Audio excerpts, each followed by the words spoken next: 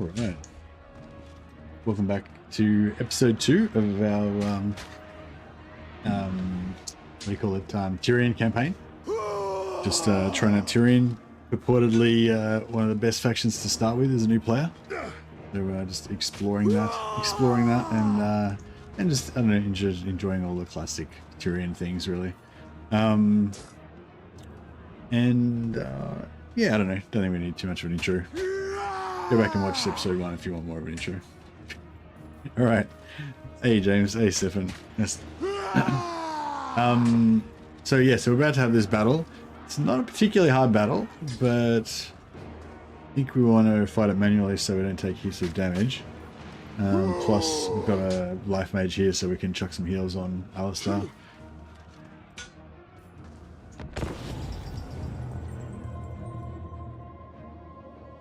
Kill all the elf things. There is a bit of elf on elf action. We're playing elves, but we're predominantly killing other elves.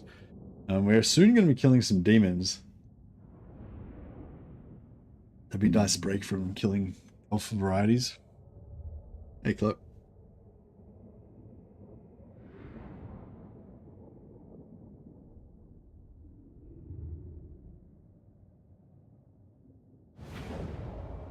Who's the Lord? That's this is a normal elven prince, but we've also got Alistair, the White Lion, in our ranks. Archers, to battle. They've got some artillery. Stay out of range of that. Hey, Willspol. Welcome, welcome.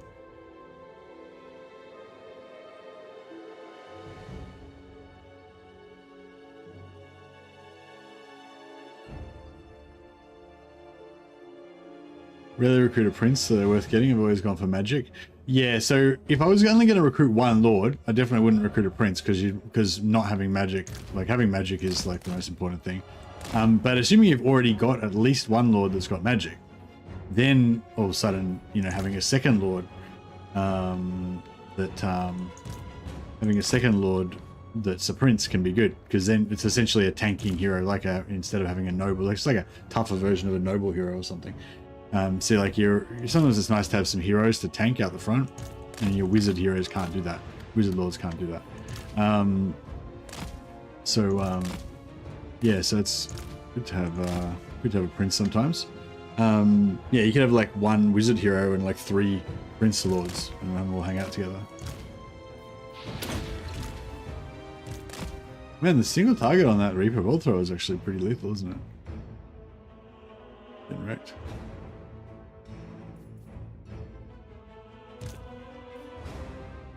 No, we don't have any. We don't have any mobility, unfortunately.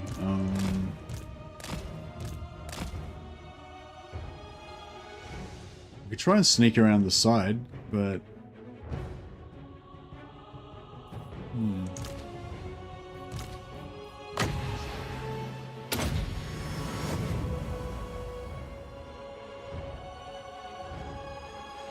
yeah, these 2 Reaper bolt throwers are actually a bit of a problem. We might have to just eat it.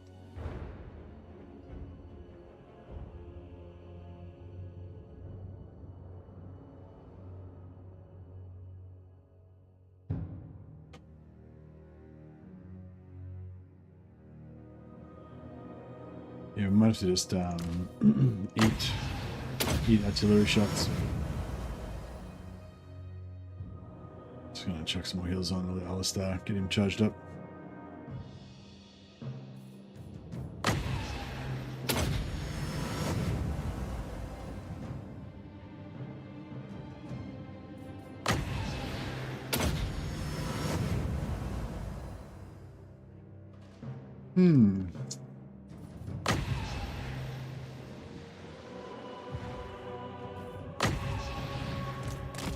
I guess we've already wasted about a quarter of the ammo. I guess we could just waste the ammo. Yeah, they're pretty easy to dodge, actually. I just wasn't concentrating earlier. Oh, fuck. He just caught that one. It gets harder once they start spreading their shots. Yeah. So you go out, wait till they all get their reloads synced up so they all fire at once. And then it's a bit easier.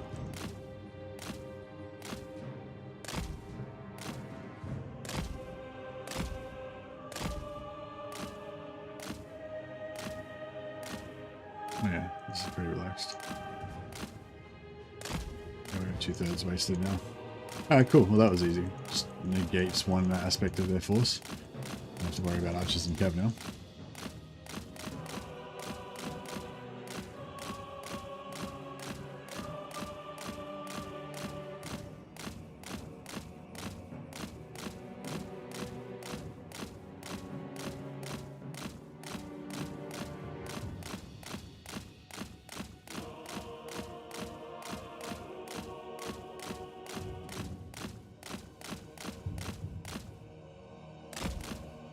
Okay, job done.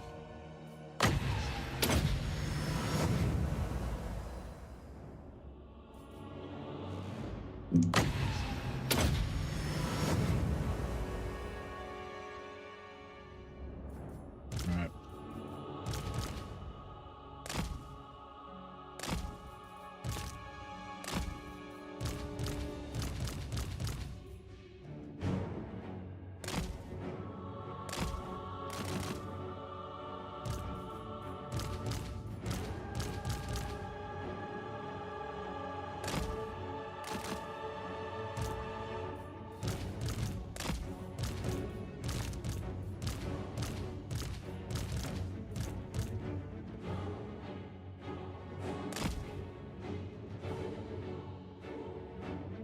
I might dropping some bombs on that archer blob as well. Archer unit.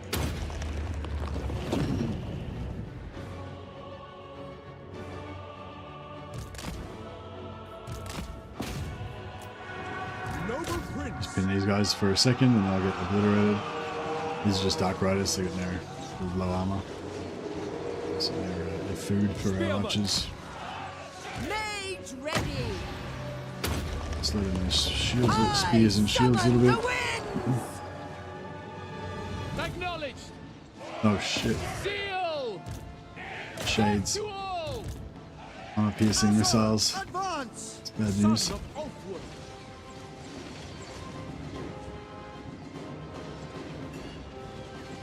For duty. Ready and eager.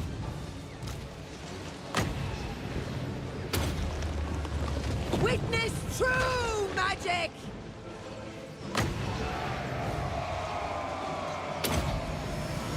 Behold my These two guys power. to beat out this guy. Assure Prince. Archers. For order. We away. Oriole. What orders? For order. Assur Archmage. Observe my radiance. Magic's unleashed. I love how stuff fires a volley as they break. It should have like reduced accuracy as they just like fire over their shoulder and run away. Do a better job of kiting on 4 times speed than I do at half speed.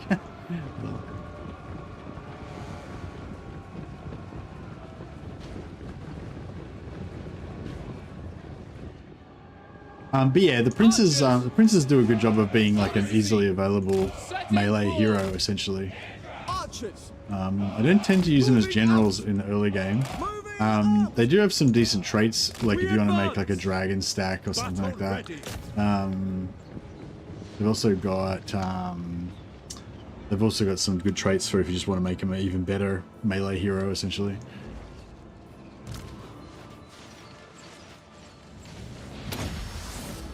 I summon the winds.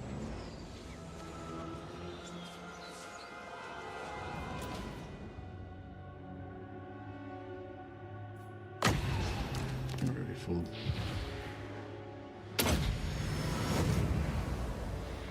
Yeah. Alright, nice. Yeah, so just playing some Tyrion tonight. Yeah, I did send a hero out to, I sent a lord out to find Marcus Wolfheart, so potentially I was thinking we could maybe, you know, get an alliance with him, maybe steal a couple of his heroes. It'd be kind of cool to have some unique heroes in our armies. A visiting warrior priest, or a visiting Bretonnian knight, or a visiting witch hunter. Providing our high elves with some, you know, empire know-how.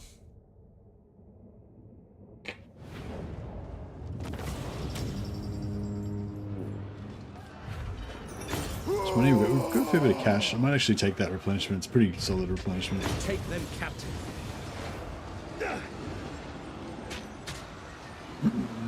I will be vigilant. Love these retreats where they retreat all the way around across the bridge and come back over here to be just as far away Can as I they can offer possibly get. assistance? I serve the king. It's fantastic. Ready yourselves. All right. Tyrion, heir of an Aryan.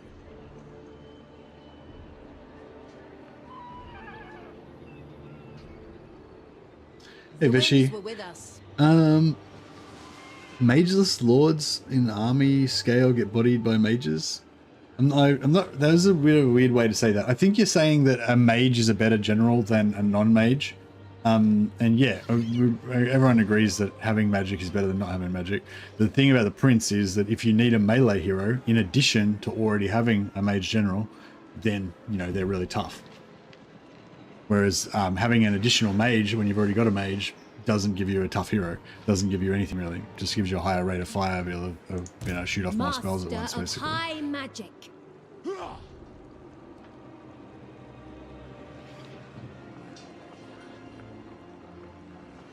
Champion of the Ever Queen. Aha, there's Nikari. Says he's not in range.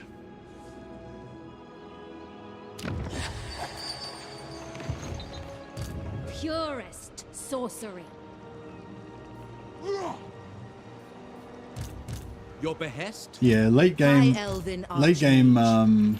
the princes can be decent generals if they are if they've got the right traits. But even then, you'd want to put a mage hero in the army as well, or have a secondary lord that's a mage following them around so they'd have magic. Like The Asur even if they've have got like a really good conquered. army trait, having that, I'd say that still wouldn't really overcome having no magic. You know, like no having magic is always the top priority. I'd say if you're going for optimal.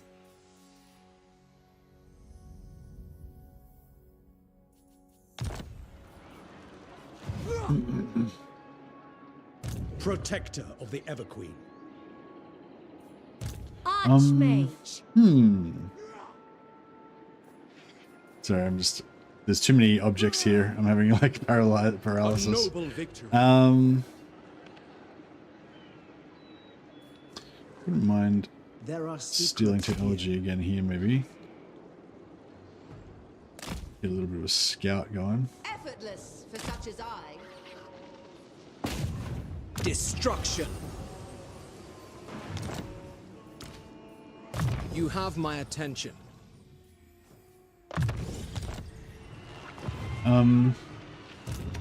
Yeah, so this guy can initiate on us, and Nikari can force march in, or can even just walk into range. Crude attempt to subjugate. So I think we might sack. Safari's servant. I think we might just sack this time. Toward power. Servant of the... Yeah, we'll still. I lust We'll for still fight the battle. battles, so we get the heals. Cease this. How much do you reckon we need for that? How can I assist you? Lethal grace given form. I second this. Yeah, because there was a barracks here before when that army spawned. That's why they've got so much artillery and stuff. Whereas I think if we... It's not even worth building anything here, really. I want to just trade this to somebody else as soon as I can. Does the AI still suffers from terrain penalties, don't they? So if I build a money building there and give it to one of my allies, they'll still only get 35 gold out of it, so it's not really worth it.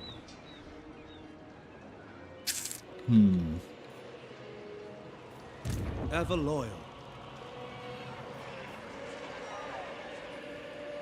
Making my way. Your aid. You may touch me only in dreams.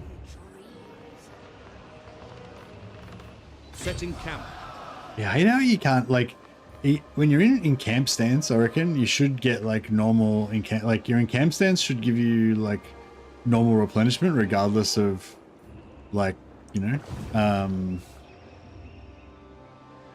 regardless of the terrain, I reckon, because it just, yeah, it's weird with the, I feel like the replenishment penalty on the terrain is too strong, I reckon. Ready to serve. Journey. Your will is done. Traveling. Archmage, do not tarry. There I must go. Used to get 5% extra, no longer. Yeah, I'm okay with them removing the 5% extra, but I think that it should also negate the, see how it says minus 15% replenishment rate for armies in region. So I reckon, like, it shouldn't give you the +5 anymore, but it should negate the minus 15.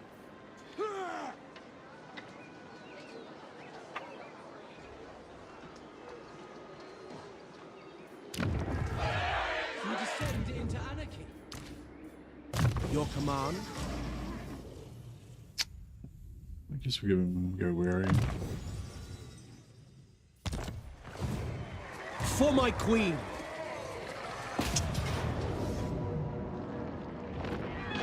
Actually, I could occupy. Are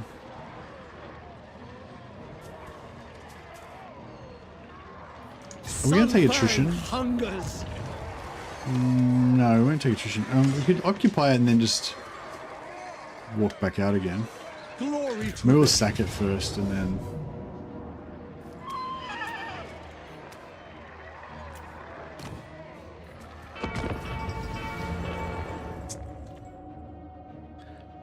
Yeah, vampires are funny because the vampires can replenish. Vampire counts can replenish when they're in channeling stance, as long as they're not taking attrition.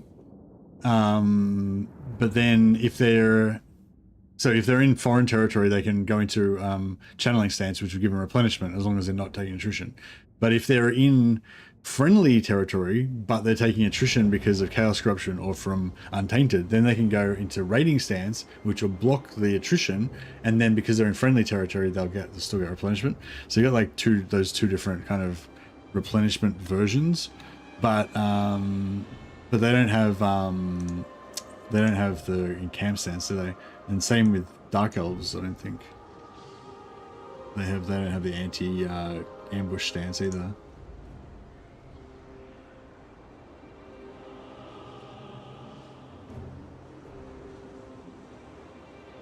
Thanks, Dosky. Yeah, I fixed it up. Cheers.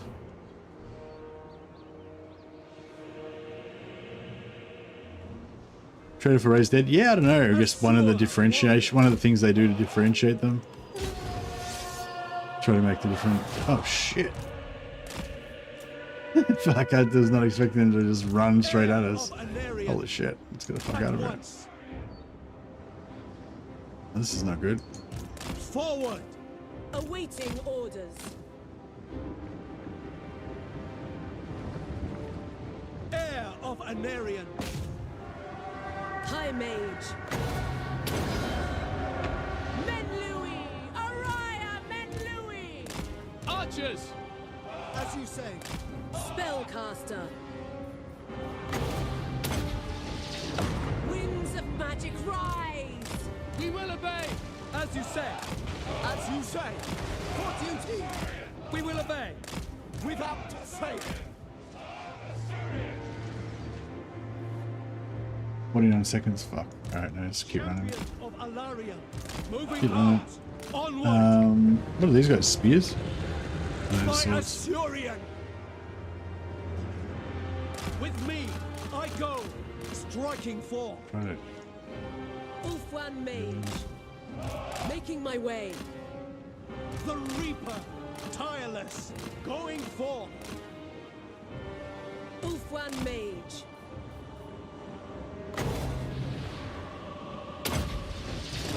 Lakoi Soraya!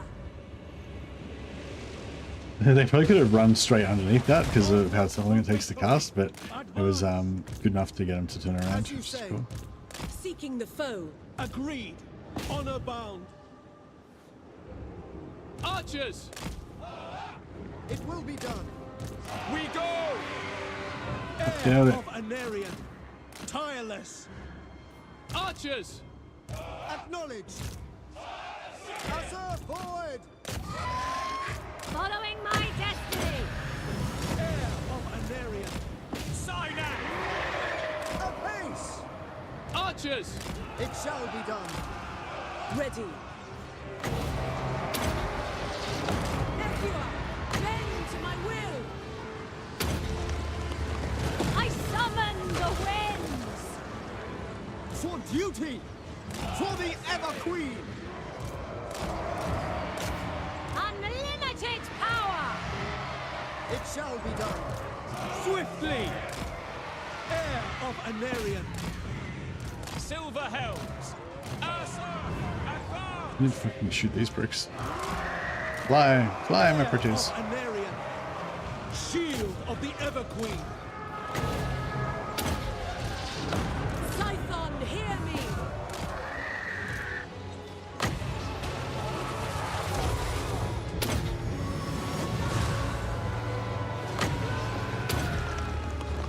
Magic's unleashed!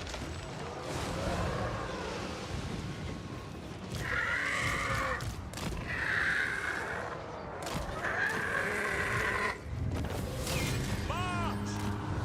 Serve the king! Alright, Archers!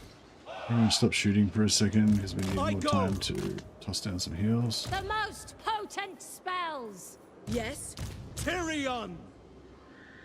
Orders We received. need lots of time. By Alariel! You know, you can click and drag a curved line. Yeah, so you, if you hold down shift, Quickly so now! you select it, then you hold down shift, and then you drag your right click, you click and hold right click and drag it. Assor Unless you Archmage! draw a little pattern of waypoints for you guys to follow. Observe my radiance! Archers! Make Oath One proud!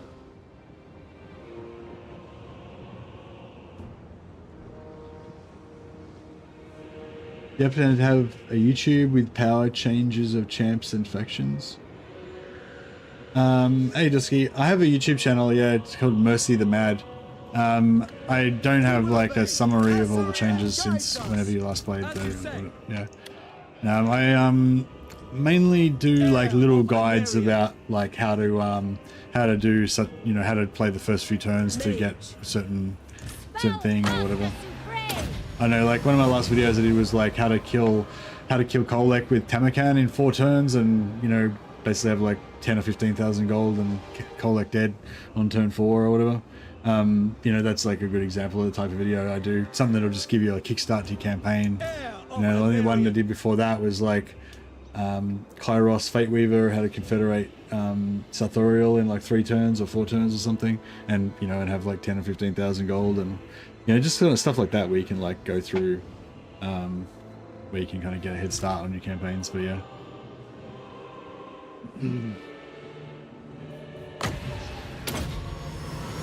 Behold my power! But yeah, no, I don't know of anyone who does like, you know, summary of all changes in the last year or summary of all changes in the last whatever, you know.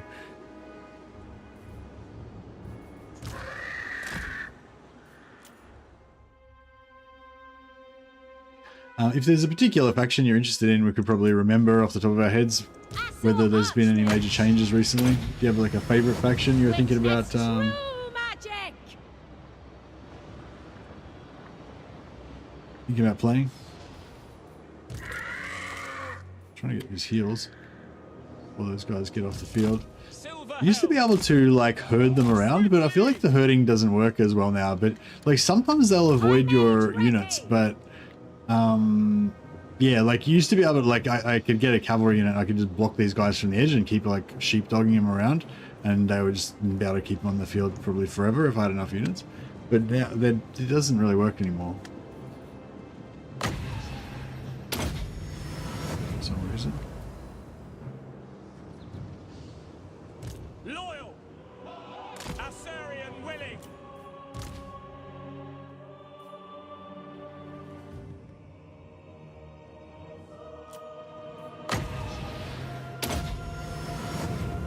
Make Oath One proud!